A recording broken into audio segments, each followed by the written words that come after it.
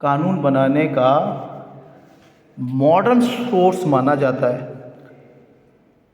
आधुनिक जो है वो स्रोत माना जाता है कि कानून बहुत जल्दी से बन जाता है लेजिस्लेशन के थ्रू। पहले जो आपको पता है कि रीति रिवाज धीरे धीरे सालों साल 100-200 साल में धीरे धीरे डेवलप होते थे रीति रिवाज, ठीक है। और आपको पता है कि जजमेंट लॉ भी एक केस आता था, 10-5 साल चलता था, कोर्ट उसमें जजमेंट देता था, तो उसको भी धीरे धीरे डेवलप होता था जजमेंट लॉ। तो ये जो लेजिस्लेशन है तुरंत ही आप सब लोग हमने चुन के भेजा अपने प्रतिनिधियों को, एमपी एमएलए बनाया, वो पार्लियामेंट में बैठे, उन्होंने तुरंत कोई लॉ बना दिया। तो ये कानून बनाने का क्विक तेजी का साधन है और तेजी से इसमें कानून बनता है। तो अब कानून क्या होता है, लेजिस्लेशन क्या होता है, विधायन क्या है? ग्रे ये कहते हैं कि विधायन जो है वो विधायिका के औपचारिक उद्गार या अभिव्यक्ति है। जब लेजिस्लेचर, जिसको कानून बनाने की शक्ति है, वो अपना फॉर्मल तौर पर, औपचारिक तौर पर अपने आप कोई बात कहती है, एक्सप्रेस करती है, तो वो विधायन होता है, ठीक है ना। जिसको कानून बनाने की शक्ति थी उसने फॉर्मल तरीके से उस प्रक्रिया का पालन करते हुए, जो कि कानून बनाने की प्रक्रिया है, उसके तहत कुछ बात कही, कुछ बात लिखी, तो वो कानून है, ये ग्रे कहता है।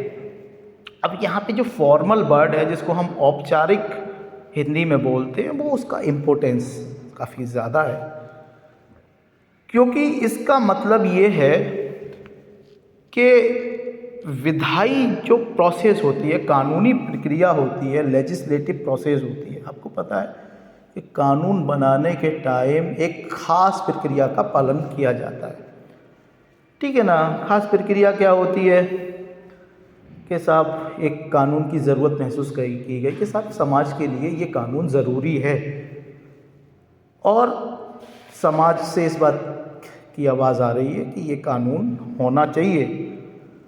और जब पार्लियामेंट्री सेशन होता है तो वहाँ पर एक प्रस्ताव रखा जाता है कि भाई ये कानून बनना चाहिए, इस तरह की हमारे क्षेत्र में या हमारे लोग डिमांड कर रहे हैं, ठीक है ना।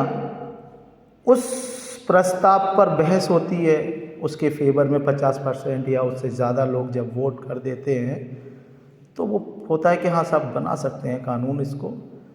और फिर वो कानून पे बहस होती है, हर एक सेक्शन पे बहस चलती रहती है, कई दिन तक बहस होती है हर सेक्शन पे। कुछ लोग कहते हैं इसमें ये कमी है, कुछ लोग कहते हैं नहीं साहब ये बहुत बढ़िया है। जो जो कहना चाहे उसको कहने की पूरी छूट भी होती है, ऐसा नहीं है कि आप ये नहीं कहेंगे, क्योंकि पार्लियामेंट्री प्रिविलेजेस के तहत आपको पता है कि वहाँ पे बोलने का पूरा अधिकार है, आपका मुंह बंद नहीं किया जा सकता है वहाँ पे, और आप पे मुकदमा भी नहीं चलेगा आपने कुछ गलत सलत भी बोल दिया तो, कानून की बुराई करी कुछ। तो कानून विधायी प्रक्रिया का जो लीगल एस्पेक्ट होता है, तो हम औपचारिक उद्गार एक्सप्रेशन की बात कर रहे हैं, फिर फॉर्मल एक्सप्रेशन होता है विधायिका का कानून, विधायन। तो ये क्या है कि विधायी प्रक्रिया जो होती है, पूरी प्रोसेस होगी, उस पर जब बहस होती है तो फिर ये होता है कि नहीं साहब ये कानून ठीक नहीं है, पहले जॉइंट पार्लियामेंट्री कमेटी इस पर बहस करेगी, और जॉइंट पार्लियामेंट्री कमेटी पे चला जाता है वो, फिर उसको सुधारा जाता है, रिफ्रेम किया जाता है, लिखा जाता है, महीनों सालों बीत जाते हैं कानून बनने में, मतलब टाइम, पर्याप्त टाइम लगता है। हालांकि वो विधायन जो होता है वो कस्टम और प्रेसिडेंट से तो जल्दी ही बन जाता है, 1-2 साल लग जाते हैं फिर भी, लेकिन यहाँ पर औपचारिक उद्गार जो व्यक्त किए गए थे विधायिका के द्वारा और विधायी प्रक्रिया का पालन करते हुए किए गए थे कि साहब हम ये कानून बनाना चाहते हैं, बहस हुई, घंटों बहस चली, कानून को फिर से बहस के द्वारा दोबारा लिखा गया, समझा गया, उसके नेगेटिव पॉजिटिव, तो ये वैधानिक पक्ष हैं विधायी प्रक्रिया के।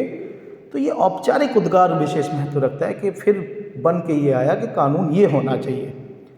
तो ये जो सारी प्रक्रिया का पालन किया गया, विधायिका द्वारा विधिक नियमों की घोषणा जो की गई, वो एक तरीका अपनाया गया, औपचारिक फॉर्मल तरीका। ऐसा नहीं कि मैंने कह दिया साहब ये लॉ है और मैं वो लॉ बन गया, जल्दी जल्दी पास करा लिया उसको।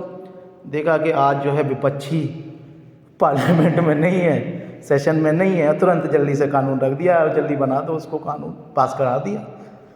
तो औपचारिक प्रक्रिया जो पालन की जानी चाहिए उसके माध्यम से आप अपना औपचारिक एक्सप्रेशन दे रहे हैं, औपचारिक उद्गार व्यक्त कर रहे हैं।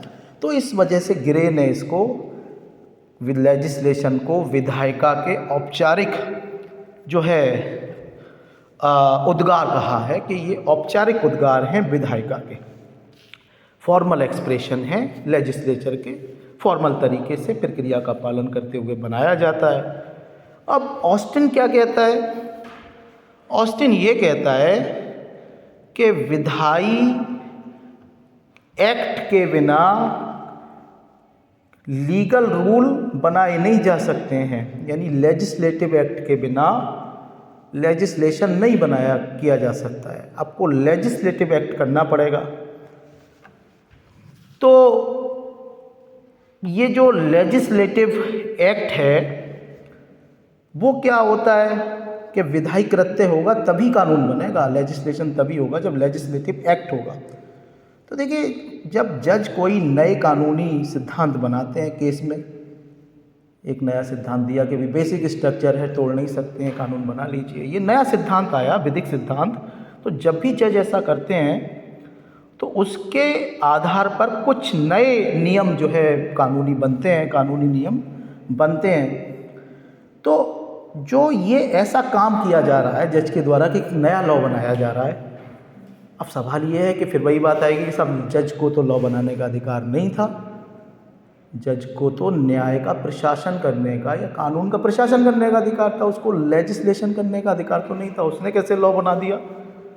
सवाल जब ये आएगा तो ये है कि ये ऐसा जो एक्ट जज कर रहा है कि उसने नए कानूनी सिद्धांत की घोषणा की किसी केस में, तो ये जो है उसका जुडिशियल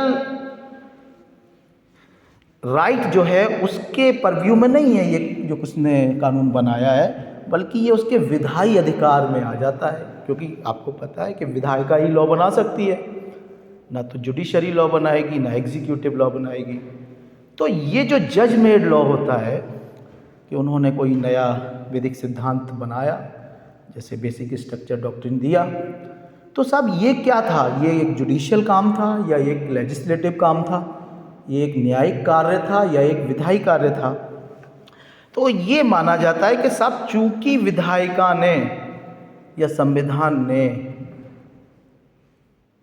न्यायपालिका को ये शक्ति दी थी कि वो कानून बना सकते हैं, administration of law, administration of justice करते समय कानून में जो गैप है, कमियां हैं, उसको केस पे अप्लाई करते समय ढूंढ सकते हैं और नया कानून घोषित कर सकते हैं। तो वो उस अधिकार के तहत ऐसा काम कर रहे थे, वो जुडिशियल एक्ट नहीं कर रहे थे, बल्कि विधायी जो कमियां थीं उसको फुलफिल कर रहे थे।